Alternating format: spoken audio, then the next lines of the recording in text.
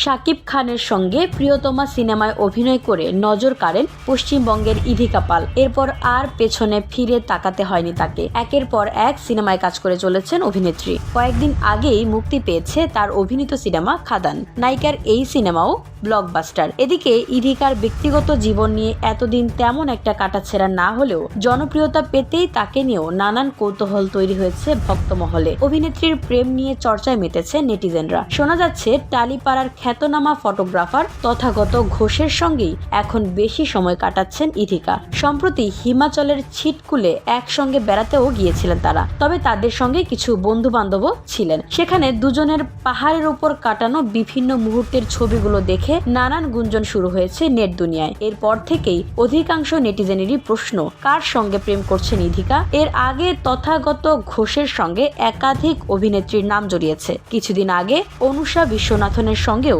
জড়িয়েছিল তার নাম। তারও আগে অভিনেত্রী প্রিয়াঙ্কা সরকারের সঙ্গেও সম্পর্কের গুঞ্জন উঠেছিল, যদিও এ বিষয়ে কখনো কথা বলেননি তারা কেউই। এবার নতুন প্রেমের গুঞ্জনে তথাগত ঘোষের সঙ্গে নাম জড়ালো ইধিকার, যদিও নিজের প্রেম নিয়ে এখনো পর্যন্ত মুখ খোলেননি অভিনেত্রী। VOD Bangla news desk.